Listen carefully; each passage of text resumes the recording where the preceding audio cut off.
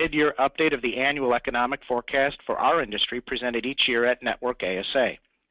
Most importantly, we'll review how and why the economic landscape has changed, as well as answer your questions and offer suggestions on how companies can be best positioned for the opportunities anticipated to come. Please note that this one-hour webinar is being recorded for replay. Later this week, everyone registered for this webinar will receive a follow-up email message with notification as to when the replay is available, as well as instructions on how to access it and the presentation slides. I'm Chris Murin with ASA, and before we get underway, I'd like to be sure we recognize our 2015 supplier partners, who are truly dedicated to the positive development of the PHCP and industrial mechanical PVF industry through ASA. When making key decisions in your business, please consider these corporate partners that go above and beyond with their support to advance the association's efforts, programs, and services through advocacy, education, networking, and business intelligence. One of the association's strategic goals is that ASA members will be more profitable and sustainable as they deliver world-class supply chain efficiency in a changing marketplace. Why? Because nearly 3 out of 4 members rank ASA's business intelligence as what they value most from their membership. Since December 2012, ASA has partnered with ITR Economics to determine where our industry is heading and allow you to prepare for change and develop longer-term strategies to continuously reduce risk and increase profit from evolving economic trends. Each month, ASA members receive a rolling 36-month forecast, which is complemented by this webinar, as well as a standing room-only presentation at the association's annual network event.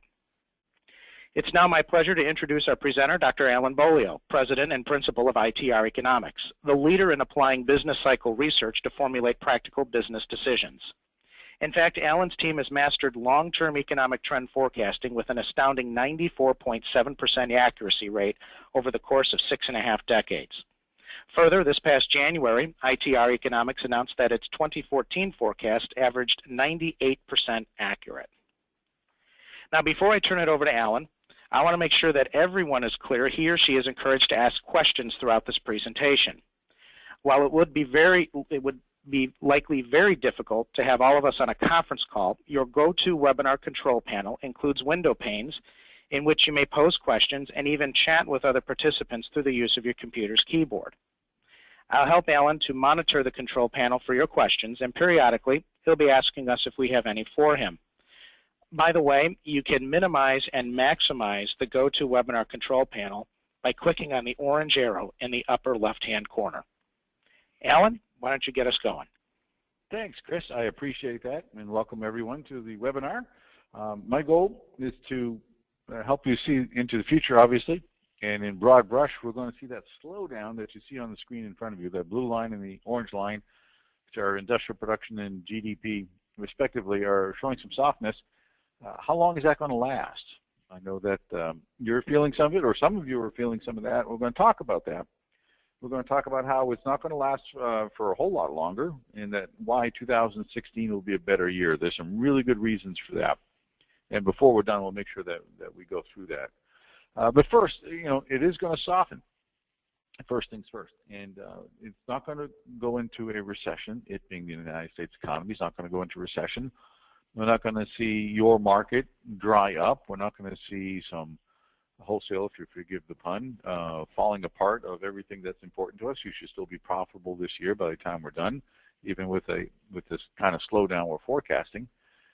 You get the monthly report. You know that the 12-12 rate of change is likely to go on to the backside of the business cycle. We've been forecasting that. You're going to see today's 5.2% rate of growth slow down. Probably already has begun.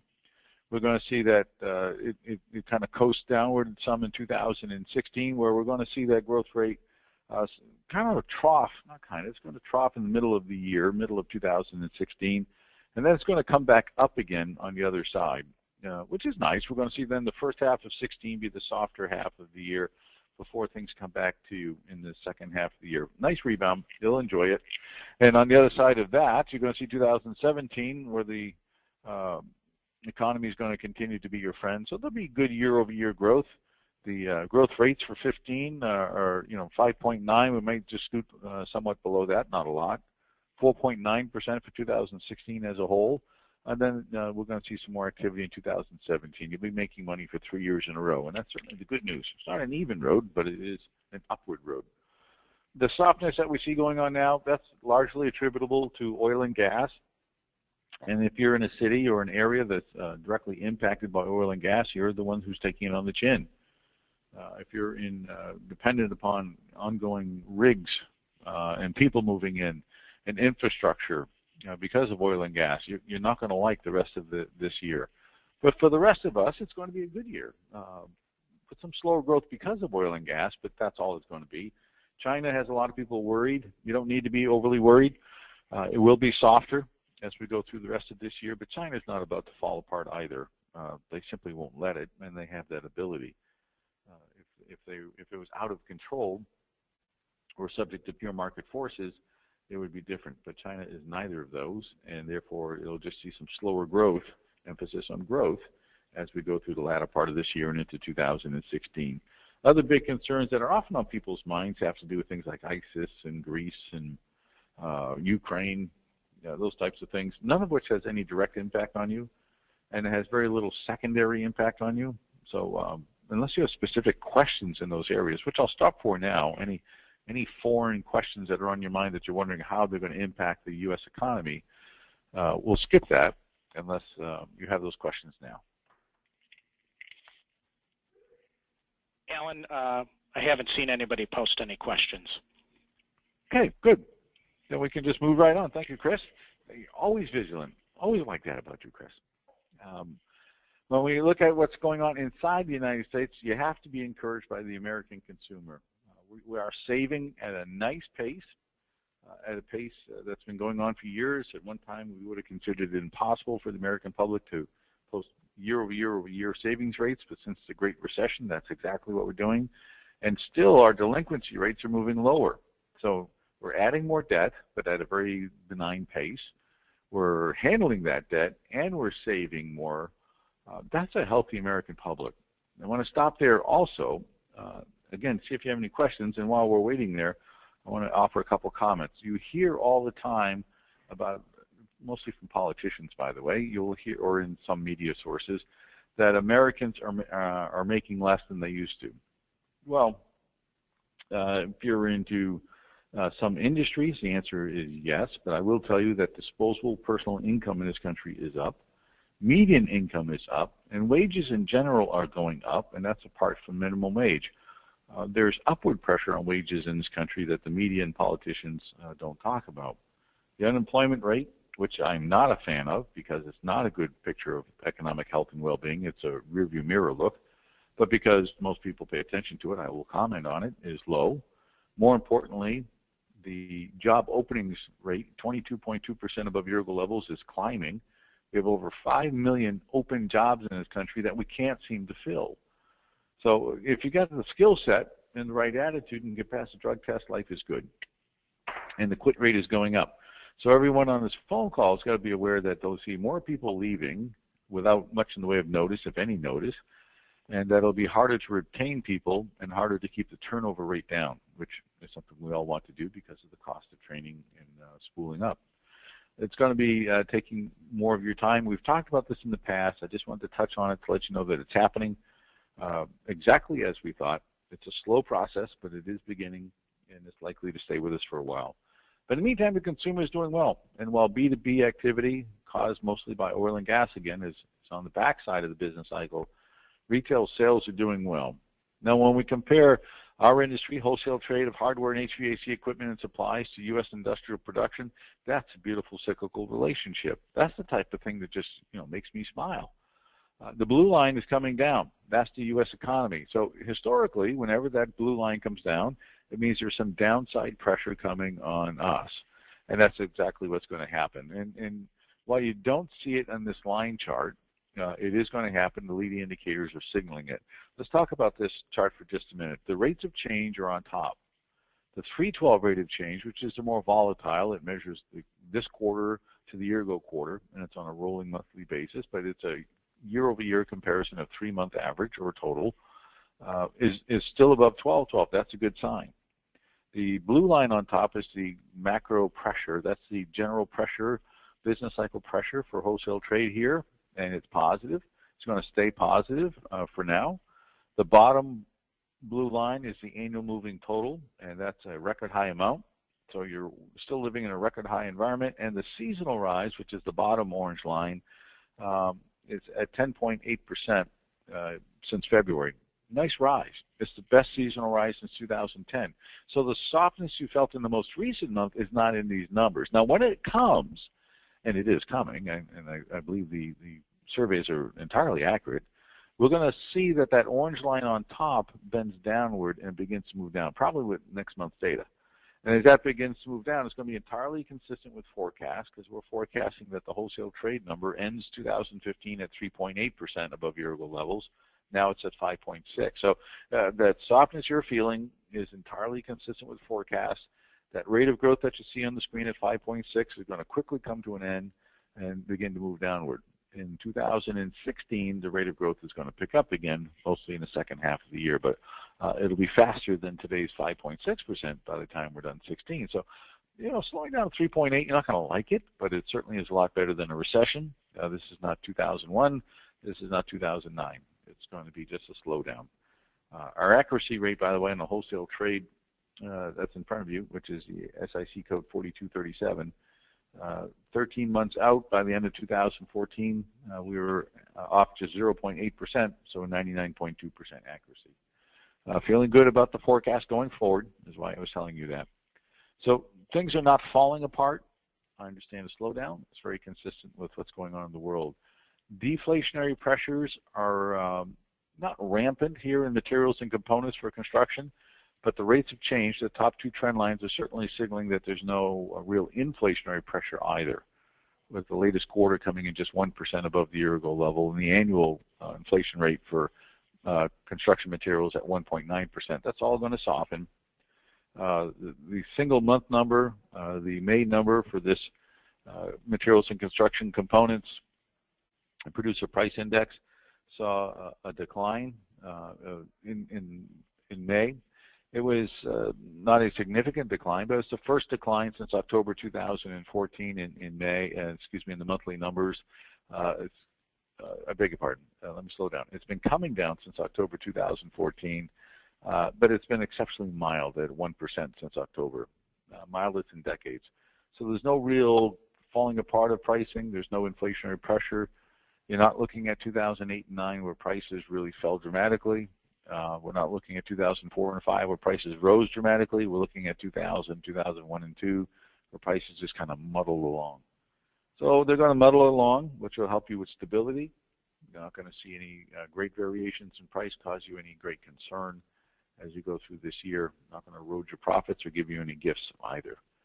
When we look at reasons to be optimistic, I'm going to start here. Global leading indicators, the three of them that you see on the screen are positive. Now, one comes from the European Manufacturing Purchasing Managers Index. The one above that's from the Eurozone, the EZ. JP Morgan's. So they come from different places, and they have different methodologies, but they have an amazing similarity at the same time. And that swoop downward on the right-hand side before the most recent data, that's the softness that we're feeling around the world, signaled well in advance. But now it's evident that there's some upward pressure. Is it statistically viable? No, not yet, but it will become statistically viable, I hope. We'll know as we get through the next quarter if it continues. It's never even.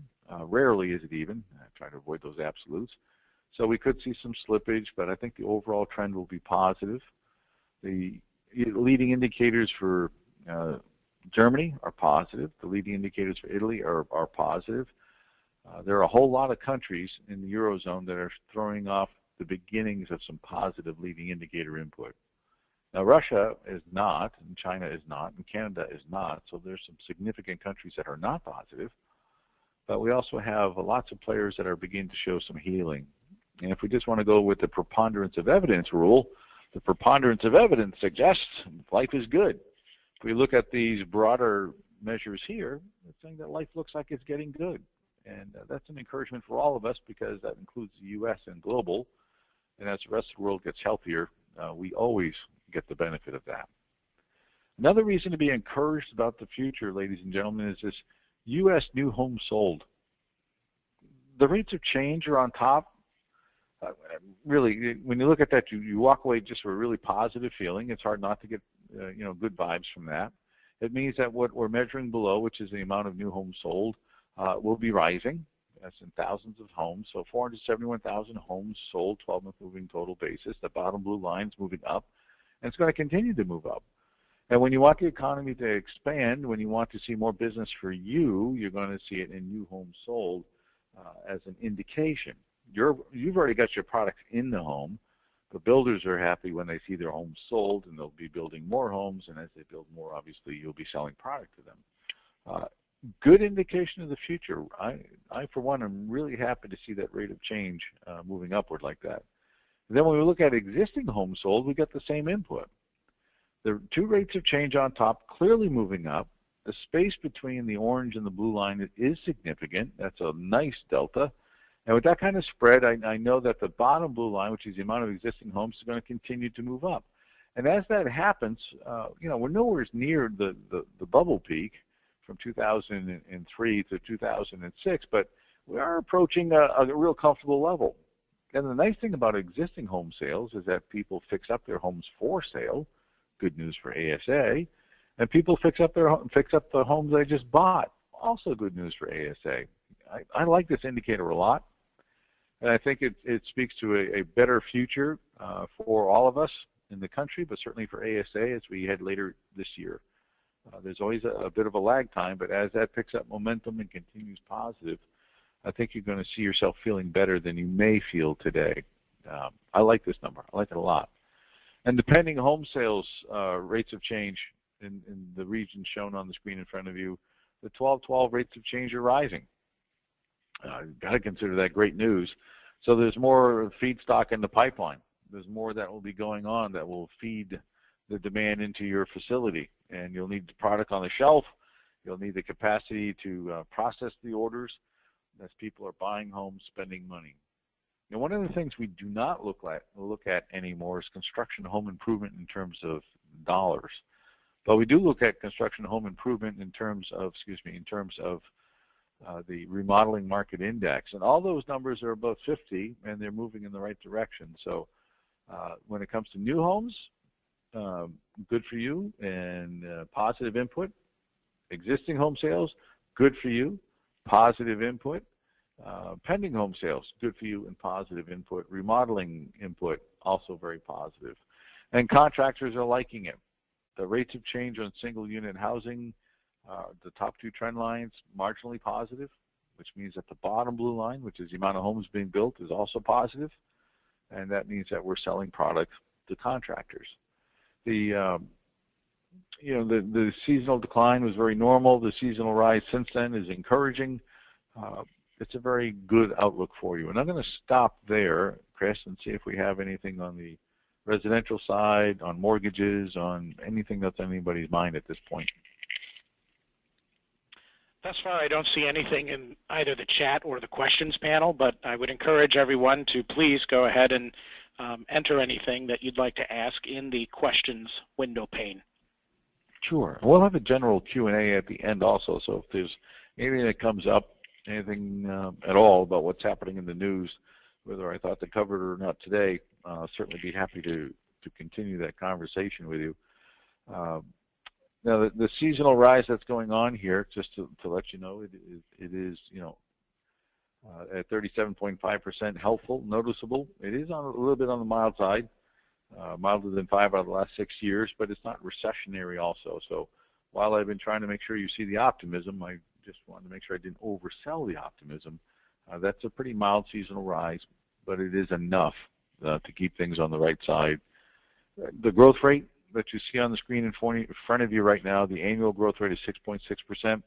I think that will slow as we go forward, and that seasonal rise is an indication of it. And the growth rate is going to slow to 4.5% from today's 6.6. That's still, let's put that in context, that's 4.5% above last year. So sales growth over last year in the housing market is still very doable. 4.5% is not your dream rate of growth, but it is growth. and that is certainly good news. In 2016, the growth rate should improve dramatically and be double what it is today. So 2016, some nice upside potential as consumers move forward, as wages continue to grow, affordability index continues to improve. And we may even see, and we're likely to see, some mild movement in interest rates. That mild movement in interest rates may strike you as being a negative. Eventually, it gets to be a negative, but at first it's actually a positive, because consumers are likely to say, look, I better get that mortgage now because interest rates are finally beginning to move. I better get that house now because housing prices are finally beginning to move, and it begins to feed on itself. And as it feeds on itself, wages, interest rates, and housing prices all moving higher, it is good news for you as we go into the future until it becomes unsustainable, which is a few years from now. Alan, I do have a related question about interest rates. Please. Joe Paling asks, when do you think interest rates will start to go up, and how many times and the amount of each rise for the next 18 months? Wow, that's quite the question and very detailed. The answer is it's impossible to tell, because it is impossible to forecast the smaller moves of the Federal Reserve Board. I will tell you, they don't even signal that. They're saying that it'll be this year anywhere from 25 basis points to 100 basis points.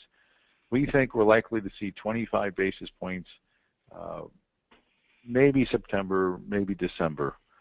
Just some small interest rate movement, because they said they would, and all the Fed governors, except for two, are signaling in the FOMC, Federal Open Market Committee, that that's what they're going to do. Now, in 2016, the Fed governors of the FOMC have said that they're likely to go up another 100 to 200 basis points from there. So if we find that the Fed funds rate, this year only goes up 25 basis points, you could find at the end of 2016 that they're up a total of 225 basis points from where we are today, or even 125. But they do not signal what quarter. Personally, if you wanted me to give you my best guess, as opposed to official forecasts, that most of that pressure comes in the second half of 16 as inflationary pressures continue to build. They'll get more aggressive. So we may see another 25 basis points, Joe, in the first half of the year, and then in the second half of the year, you may see a 50 followed by a 50, something along those lines, or 25 followed by 50 to give us 100 basis points, something along those lines, but second half of the year. It's also a good time to borrow now, by the way. Chris, was there Alan, I do have one more question, yes, related to oil prices from Brett. The question is, at what point do you see oil prices recovering to a point that drilling actually picks back up? We're living close to some wells, are we? The answer is, the specific answer to that question is the second half of 16, and the further you go into the year, the better off it'll be. So third quarter is better than second, fourth quarter is better than third. We think that prices will be moving into the 70 and above range in the second half of 2016. And that 70 and above, you find a lot of people want to get back to work. It's affordable. It makes sense to. Right now, we find that a lot of rigs have been taken offline because they were marginally profitable at best when we were at those $70 to $80 levels. So we just don't need them. Production has stayed rather strong. We've seen a flat trend in the monthly output. And we may see some slight decline before we're done, but we're doing it with half the rigs. So they're not going to rush to open up the 50% of the rigs that they've taken offline, but they will begin to. In 2017, as oil prices go up some more, we're going to see more rigs, more activity, more wells, more pipes, more trucks hauling sand, all the rest of the things that we like to see in the oil patch will be coming back. But second half of 16 is the answer to the question, with getting better and better through 16 and 17, second half of 16 and through 17.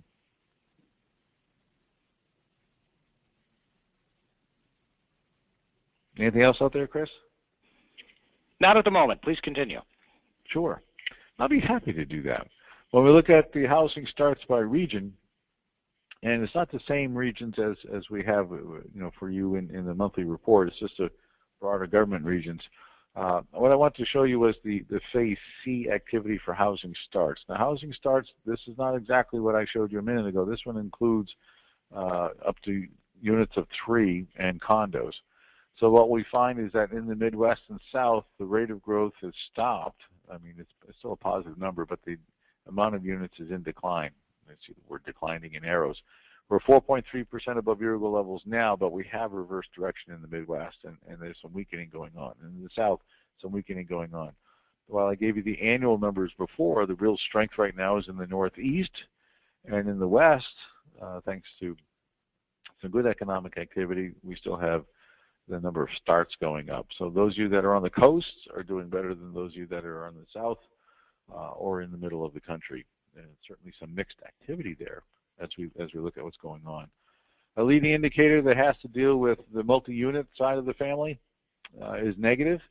This American Institute Architects Residential Architectural Building Index, fancy title, leads multifamily unit construction by 13 months, and that decline going on in that red line is therefore a harbinger of what is to come. It is very consistent with forecasts.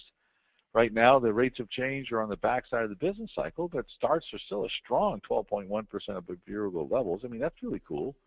The bottom orange line is the seasonal trend, and that seasonal rise since February at 17.2% is perfectly average. That's great. The number of units being built of 361.8 thousand units is the highest we've seen in 11 years. So, I mean, it's been a great place, but you may have already noticed that that blue line has stopped rising at the same pace at the bottom. And the 12-12 rate of change on top is coming down. We're going to see some cooling off there in 2015. That blue line on top is going to continue to come down. It's going to put more downside pressure on the number of starts in multi-unit. But then we're expecting it'll pick back up in 2016 along with general economic activity. We'll see that rental rates continue to attract investors. Rental rates are going up nationally and in most cities. Vacancy rates are stable nationally and in most cities. So as we see more population being added to those cities and to the nation and to a stable supply base, it'll help push up rents some more, which will help bring some people back into the play here, and you'll be selling more product into the multi-unit housing as we go forward. Good place to be. Just, don't get dismayed on the second half of the year, but understand it's not going to be your favorite time of year either. When we look at it by region, only the Northeast is declining. And then it was really strong there. You can see the growth rate at 17.4%. It's in phase C.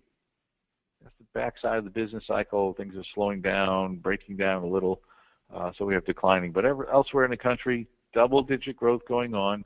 The amount of units being built is rising, so you're going to have some fun as we go forward. In the Midwest, you might want to notice that it's already gone to phase C. So start to adjust your expectations, please. Start thinking about a much slower rate of rise in the Midwest and multi-unit in the second half of this year and into early 2016. That's being signaled to you in the rate of change. So even though people around you are positive, contractors you talk to may be feeling good, your salespeople may be somewhat encouraged, you are getting some preliminary indication here that things are going to soften on you, and you don't want to be caught overextended.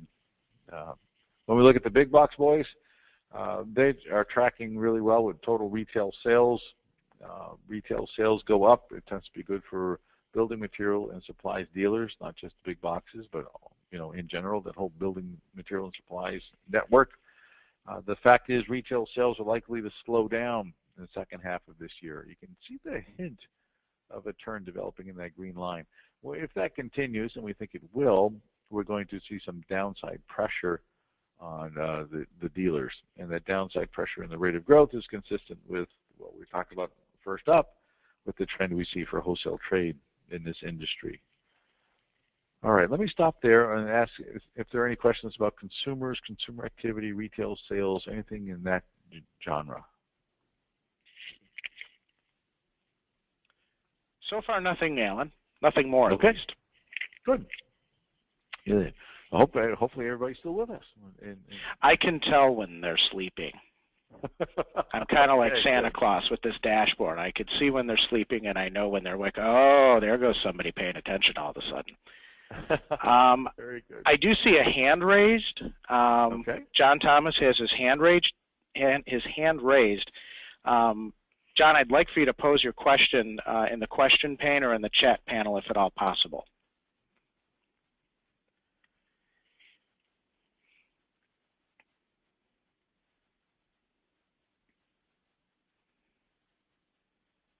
Alan, I'll let you know if and when I do see that, okay? Oh, okay.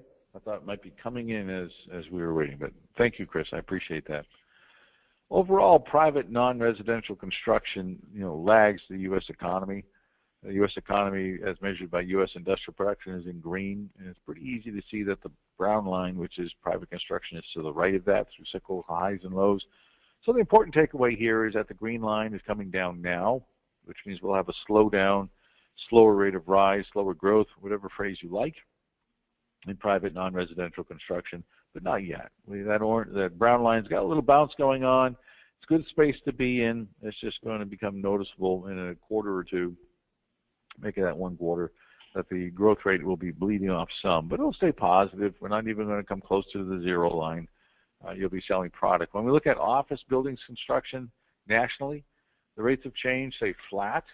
So we have a flat rate of growth. They're perfectly balanced at 23.8% each. And that 23.8% each, the amount of construction going on is going to continue at quite a healthy clip. The dollars being spent, which are $39.3 billion, that's the highest in 5 years. The seasonal rise that has begun in that bottom brown line, that's at 10% since the February low. That's steeper than normal, and the steepest since 2006. And if you look at 6, it's certainly not like 6, but it's the steepest since. This is good news. We have a lot of office building construction going on.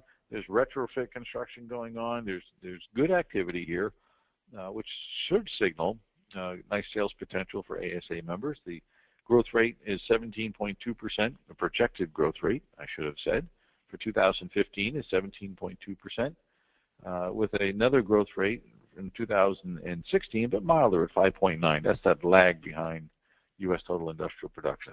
Very healthy this year. Dollar amounts still very respectable in 2016. Good opportunities as we go forward.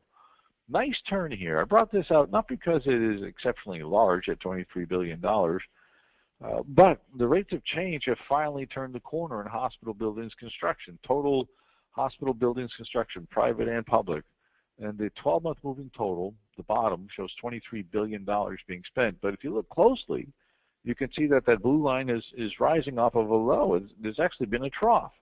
Now, it's only a 0.5% gain in the last 2 months since the February low, and I know that's ridiculously small, but it is a gain after quite the decline. And the pain in this series is coming to an end. 0.5% is normal, if not stellar. And the rates of change are signaling more upside activity, so selling into hospitals and buildings construction can provide some marginal profitability, additional profitability to ASA members. And when we look at the overall trend, commercial construction is doing well at 15.7% above year-ago levels. Total commercial construction at 15.1%. That's the highest in 7 years. The dollar amount is the highest we've seen in over 5 years. We're going to continue to see nice rates of growth in total commercial construction. Private lodging, the amount of dollars being spent is continuing to rise, even though the rate of growth is in phase C. There's just potential written all over the place. Where you have to be careful would be in private education. Money's not flowing real strongly in there yet. The medical on the private side is weaker than the public side, but that's turning. And it's not shown here, but it will turn. There are good things going on. The thrust of this slide is that there's a lot of opportunity out there. And with lots of opportunity, you should be able to make some money. Now, if you have any questions or you want to see how you fit into these rates of change, just send an email to that address there and just ask for a risk profile, and one of those folks on the screen will talk to you. What I want to finish up talking to you about myself before we see what other Q&A items you might have, whatever they might be, is just in general. We talked with macroeconomic environment up front. I want to go back to the macroeconomic environment and why else you should be enthused about 2016. When we look at the money supply, which is the M2 deflated, in case you want to check it out, that's rising. That's a good sign for the economy. Besides the macroeconomic indicators for the globe that I told you about in other countries, the U.S. composite leading indicator ticked higher in the most recent month. Just 1 month. Not a trend, but it is certainly encouraging. And at the same time, so did our ITR leading indicator, and so did the Purchasing Managers Index. So three very different leading indicators put out by different people using different methodologies all ticked higher in May. I'm really, really excited about that, because as that happens, it means that there's upside potential building. It's not just one indicator picking it up. It's not just somebody's idea of spin and wanting to produce some good news. I love multiple sources telling me the same thing. Now, I do want to remind you that it is a month, and that 1 month is not a trend make, but it's pretty exciting when you look at it that way. And perhaps most important to me is the fact that corporate profits, 12/12 rate of change, also rose in May. It's been in a phase C, long, slow decline for a long time. And when corporate profits tighten up, you know what happens. Same thing as happens in your organization, I bet. When corporate profits tighten up, the rate of growth slows very noticeably till it's not growing anymore. CFOs, CEOs, and decision makers of different kinds start saying no. And they start weighing decisions much more heavily than they did before. This is a question of where the 12/12 rate of change for corporate bond prices has ticked up in the most recent month. That's hard not to get excited, because that says that things are going to be looking better in 2016. Also speaks, by the way, to the fact that the stock market is likely to be stronger in 2016. Any investment decision you make there is of your own doing and volition. Actual results may vary, but the bottom line is it's really cool that that 12/12 rate of change for corporate profits is going up. The leading indicator activity is going up. All that housing activity was showing some nice rise in the rates of change. Pending sales, existing sales, and new home sales. It's hard not to believe in a good future for you. So we go to the next broad question. Will the election somehow screw this up for 2016? The answer is not likely to be one of being screwed up. We've done the work, and I'm not sure if I mentioned it to you in the past, but now that I'm this far, I should finish up the thought. Presidential election years are no more likely to be positive or negative than any other year. The prevailing belief is because it's a presidential election year, it will be a good year. There's no basis for that, any more than an off year would be a good year. It's the same 2/3 of the time we're in recovery, 1/3 of the time we're in recession. It does not vary because it's a presidential election year. It'll add confusion. It'll add consternation. It'll make media's companies wealthier. It'll make hotel chains very happy, but it doesn't have a lot to do with the general economic environment. So that is not a reason to be enthused about next year. Okay, I think those are the broad brush items that I wanted to make sure we covered. Hopefully you're enthused. Hopefully you're making some really healthy decisions about growth in 2016 as opposed to focusing on the short-term slowdown. All right, Chris, let's see what we have for questions. So far we have two. All right, let's go. I'm ready. Send me the first is from Kip Miller. He asks, what phase management objectives do you have for us? And thank you.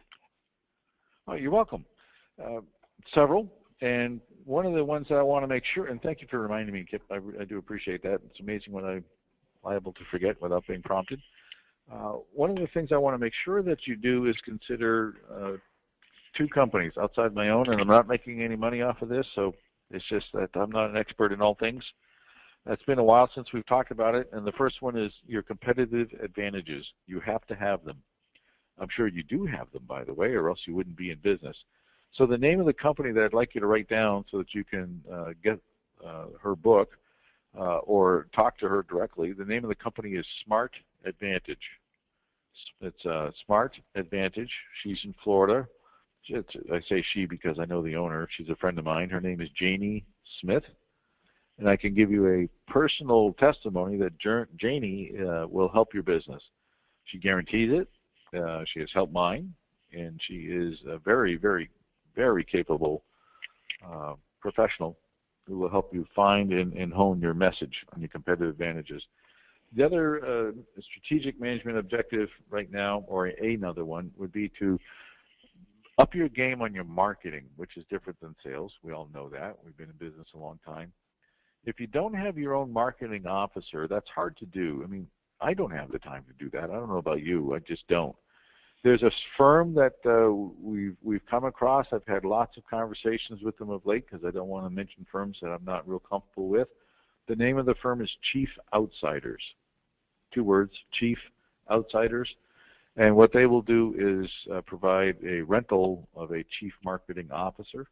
They will have a free consultation and assessment up front to find out what your needs are, whether it's the right time for you to do it. I've had, again, intensive discussions with these people and truly impressed. And the fact that it's an affordable way for all of us to get some real serious and professional marketing help. And not just you ought to do this, but let's do this together. Let's make sure that this happens together. They won't provide you just a roadmap and send you on your way. They walk the path with you. That will really make a difference to us. So we need to spend money now getting ready for 16 to have the right marketing position and the right competitive advantages laid out. That's key. Third thing is, do not let up on the pedal when it comes to increasing efficiencies. I know we're all doing it. With inflation, benign, it's extremely important that we do that now. And it'll become even more important in 2016 that we drive efficiencies, because if we can get so busy that our current systems can't keep up efficiently, we'll start making mistakes, we'll start angering customers, we'll be delivering with less accuracy than we would like. All that can happen to us, so we have to make sure we have the systems in place. Will you be busier if you're 10% busier than you are today? Will you be able to handle the workload if you're 20% busier than you are today? You have to run those models and ask yourself those questions. And if you're not going to be able to handle it, you've limited your growth, and you have to realize that and be able to fix the problem in order to get the growth that you want. Another one would be, not yet, but to keep in mind, and we'll be talking again beforehand, but I like to sprinkle the seeds on this one. Be thinking about when you're going to be able to raise prices. Your labor rates will be going up. It won't be too long. It'll be next year, which is not far away, when we will be seeing commodity prices come back. We're going to be seeing all kinds of commodity prices move up with oil. And as they move up, it'll show up in your cost of raw materials or in the cost of your purchases. And as you see those costs go up, don't squeeze your margins. Figure out how you're going to raise prices. We cannot talk about how much. We cannot talk about when to do that. We do not need the federal government investigating us and putting yours truly in Danbury. But we need to all be thinking about what is right for us, our market, our region. Again, if you're in Midland, that's a different timing than if you're in Philadelphia. Very different marketplaces. So you're going to have to decide where you are, what's right for you, but start thinking about it. And it's not too early to be thinking about if there's some part of your organization that is just getting in the way of good growth. And that will be an inhibitor to profitability with a small recession, well, with the recession, it's not small, but the recession of 2019. So if you're taking notes, you want to take a 4-year look and say, what should I not be doing 4 years from now? If there's a downturn in the economy that's negatively impacting the consumer, and my cash is going to be impeded, what is it that I'm going to wish I was not doing? And start positioning yourself to fulfill that wish. Those are the things that I have on top of my mind for this time period. Thank you for asking the question again. I have 2 more, Alan. Sure. Next one from Jeff New, and I think you've started to touch on it. He mentions in one of your previous talks, and he thinks it was at Network ASA last year, you told us to watch out for 2018.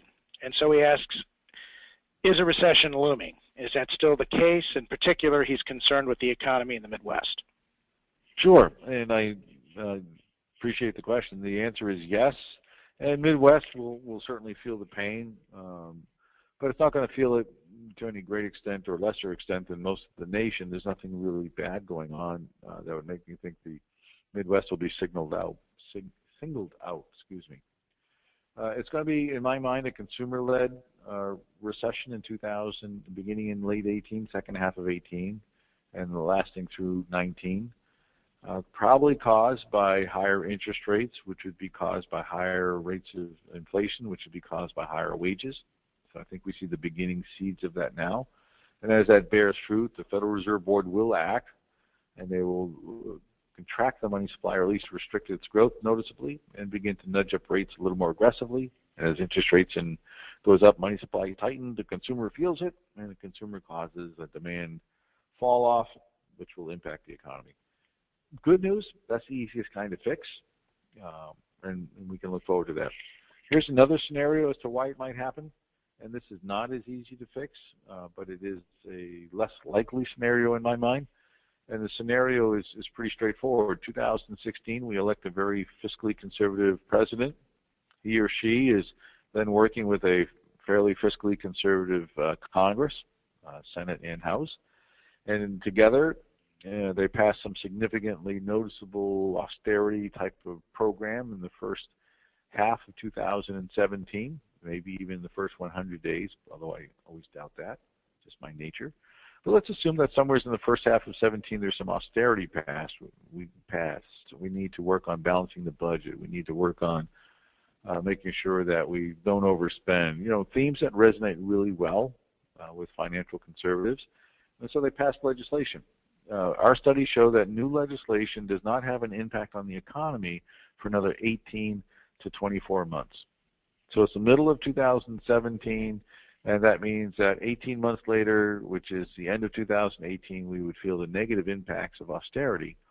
And I didn't connect that dot, but anytime the government decides to cut back and spend less, it has a negative impact on the economy. They are a contributor to the economy, whether it's defense spending or whether it's infrastructure spending through highways and streets. You know, it relates to jobs. It relates to business activity. It's not a positive multiplier effect, but it does have an impact. So we just have to understand that a quick swing to a conservative stance that is enacted and makes a real stamp of conservative approval of financial spending could bring about that recession.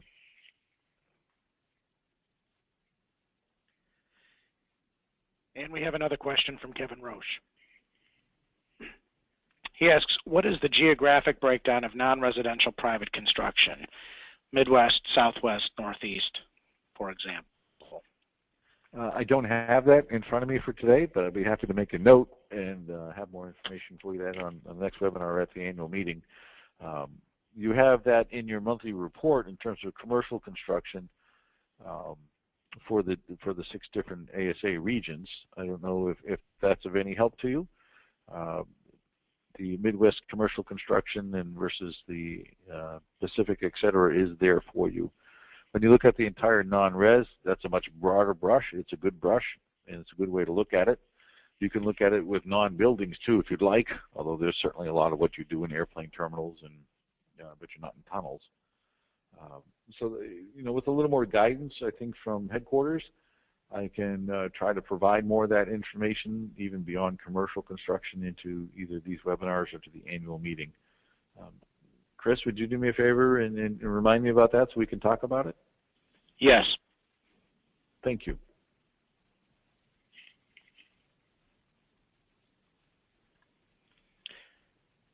I don't see any more questions at the moment. Do you have any parting thoughts? Just to please be encouraged. I know that you're going to run into some negative numbers, and with the election you're going to run into some people saying negative things. We're still extracting a lot of crude and gas out of the ground. We're still manufacturing more and more here. We have more companies coming here. We have a lot of positive things going on in this country. And don't say that on the basis of patriotism, because patriotism doesn't sell anything except some newsprint, I suppose. Your world is not driven by patriotism, it's driven by reality, and the reality that I see says is you're just going to see a soft spot for 6 months or so, and then you're going to see things pick up, and please keep your mind and your plans focused on that.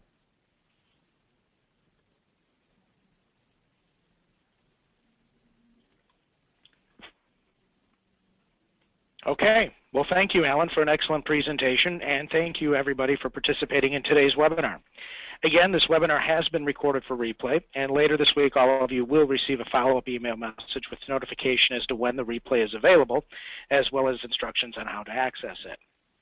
Lastly, there's still time to book a room and register to attend Network 2015 at the Chicago Marriott Downtown Magnificent Mile on October 27th through the 29th. With 56 wholesaler firms already registered, we are well on our way towards reaching our goal of having at least 120 different distributors represented. And all indications clearly point to another very successful annual convention. Visit www.asa.net for complete information. I'm Chris Murin with ASA, and this webinar is now concluded. Good afternoon. Thank you, Chris. Thank you, everyone.